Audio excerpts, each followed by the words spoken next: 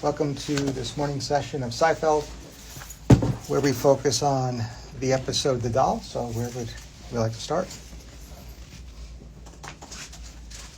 We finally met his father and mother. We didn't meet them prior? No? This is our first episode? All right, so what'd you think of Mr. and Mrs. Costanza? They're an exact, at least he's an exact copy of him, very much the same genes. Mm-hmm. And yeah, even with hearing the doll speak, the auditory hallucinations was crazy. He ripped the doll's head off because it sounded like his wife. And yeah, you could tell that that's his father. Mm-hmm. Yep. Now, again, I think if we were to identify a particular mental disorder in George, the character George Costanza, this is where our differential is probably going to include those conditions that might have a significant genetic component, so heritable. So on the surface, I think that's the way we might process our case formulation and differential diagnosis. That said, that observation also links to a broader discussion on genomics, the role in general that genes play in human behavior and therefore abnormal human behavior, which is a robust area of research now. So way beyond the scope of this morning's discussion, but a couple of initial ideas. Any particular scene with the Costanzas, Frank and Estelle, jump out at you? There's more Frank than Estelle, though. Estelle was there for 0.5 seconds, maybe. Mm-hmm. Except the doll. But Frank, I would say mostly towards the end, I could say. Also when he was looking for his cousin, Carlos? Carlos. I think it was him. Carlo? I think it was Carlo, yeah. He was just very obsessive and very no, it is him. And then he did go a really obsessive route to find it by going to the maestro and everything. Yeah. Mm-hmm.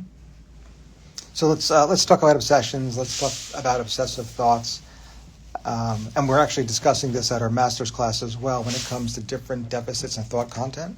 Right. So one would be the obsession, and if an individual had recurrent obsessive thoughts that were then clinically significant, I think the condition of obsessive compulsive disorder would certainly be a consideration. In addition to OCD, what are some other conditions in that same chapter? Do we know that we'd have to consider as well? So we're looking at a particular chapter of the DSM that is titled The Obsessive Compulsive and Related Disorders. What disorders are related to OCD? Is OCPD one of them? Nope. No, it's not. OCPD remains in the personality disorder chapter. Now, the American Psychiatric Association has begun to kind of shift things, but not for the anxiety disorders. More specifically for the schizophrenia spectrum and other psychotic disorders chapter, they have copied and pasted the condition of schizotypal personality. So now that condition exists in both the personality disorders chapter as well as the schizophrenia chapter. They have not done that for OCPD or the related disorder chapter of OCPD yet. Tics or anything, tic disorders? So again, not recategorized, but yes. And the reason why we'll bring this up, and we're going to say this in 25 words or less because I'm not a child psychiatrist, individuals with OCD, children with OCPD, often have co-occurring conditions, including Tourette syndrome, right? So that comes up on tests a lot, including shelf exams. And I think for Tourette's, OCD is the number one comorbidity. So just in prep of yourself. Is it skin picking and hair pulling? Yeah, so those are the two that jump out at you, right? So excoriation disorder and hair pulling disorder, otherwise known as trichotillomania, right? In each condition, what do you want to read into the test question, your case history, to allow you to arrive at that as a diagnosis? What is going on here? What is a patient likely to tell you? What is the case vignette in your shelf exam likely to say that allows you to choose either one? Now, we're going to treat these as identical conditions where in one the focus is the hair, the other one it's the skin. Otherwise, for all intents and purposes, we're going to say that the two are similar, right? Excoriation disorder focuses on the skin. Trichotillomania, hair pulling disorder, that of course would be the hair. I feel like usually a patient presents when it's gotten so bad that maybe they have like a bald spot or they're starting to bleed or things from the picking. I don't know if that's what you're getting at. But That's exactly true, right? So that might be a self-referral. It might be usually with parents, depending on their age, of course. What else? In developing a differential, and at the end of that, having either of these conditions be at the top of the differential, what do you want to hear from your patient? If it's like an intrusive thought, Go on. that's making them do it. Most that's definitely taking us in the right direction. Individuals will often say that this is a thought that occurs almost out of the blue, like a switch going off, and it's an action they feel compelled to do. And because they feel that they're driven to do it, this was originally classified as an impulse control disorder. Right now, things have gotten a little complicated since then, but it's still a nice area to start in terms of thinking about the motivation. What's going on here? Coming out of the blue, I feel compelled to do it. I'm driven to do it. And then as they begin to do it, they have a heightened sense of anxiety, and that anxiety peaks right at the action. It's not unlike kleptomania or even pyromania, which remain impulse control disorders in the DSM. Once they actually do it, there's a de-escalation of that anxiety. Now, the fact for these two conditions, the APA had to recategorize them, demonstrates that what I just described to you is not nearly as consistent as it is for pyromania or kleptomania. But still, you're likely to hear that as a characteristic kind of progression for a patient. That's much different than someone that has baseline anxiety for which they want to alleviate. Right? That's OCD. Right? This is this impulse that comes on. And the anxiety is a product of the impulse. The closer you get to the action, hair pulling, for example, that anxiety peaks. Right? Questions here? I do not believe excoriation disorder or hair pulling disorder is part of the particular episode of the doll, but I could say that not so much for trichotillomania. I really don't have a great movie for that. Of course, I'm always open to suggestions. But for excoriation disorder, the original VHS for horror movie fans, the sick thing that happened to Emily when she was younger, that is VHS, the movie, is a compendium of film shorts. The title of that short depicts excoriation disorder. Back to Seinfeld. What else did you notice? What else did you observe?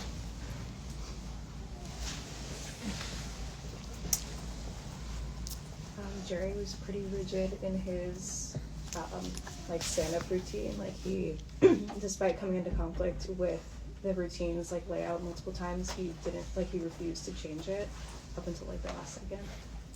And what evidence existed that he should change it? What was the external? There was no like stimulus for his comedy that he could bring onto stage anymore. The like bottle of, I don't remember what it was, Barbecue sauce, yeah. Mm-hmm. Yeah. Thoughts about that? He was also very stubborn about making her buy the Ordent. So he just gives very stubborn. Mm-hmm. So I do agree with him. I like the description of stubborn, taken together with the additional observation, and together, where we're about to go is a near perfect place, given what we just talked about, which was OCD. So what do you think's going on here? It's a hint. Jerry has clinically significant OCPD, right? He's stubborn, he's rigid, and inflexible. He also thinks he's got the best opinion because he was really forcing his opinions onto her. Mm-hmm. Yep, that's part of the stubbornness. That's part of the personality traits. Mm-hmm. Obsessive compulsive personality, again, is a misnomer. If you look at the DSM criteria, the word obsession doesn't exist. The word compulsion doesn't exist. If you read those criteria, it describes the type A personality. So I would often encourage, especially medical students taking a test in a couple weeks, anytime you see this condition appear on an exam, change the name to type A personality, and then you'll automatically recall everything that describes this particular condition of OCPD. That's Jerry. About 5 minutes left. Other characters here. By the way, obsessive compulsive personality, aka the type A personality, is a cluster C personality. The groups or clusters are built in the DSM, categorized the way they currently are, because these groups tend to share, or illnesses within each group tend to share common signs and symptoms, traits. What are those two conditions that have overlap traits with obsessive compulsive personality? What are the other cluster C personality disorders?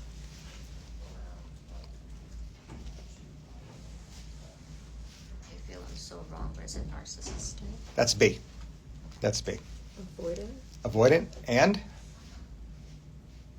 dependent personality disorder.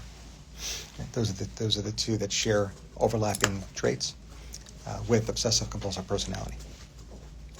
Other characters: Seinfeld. Elaine, what's going on with Elaine in The Doll? Oh, sorry, not Elaine. I got her name wrong. Susan. Okay. Susan. Mm-hmm. Yeah. She seems very hyper and very, like, whenever Jerry said to do something, she would be like, oh, but no, I think this is better. I don't know what I think about it. That's just what I saw.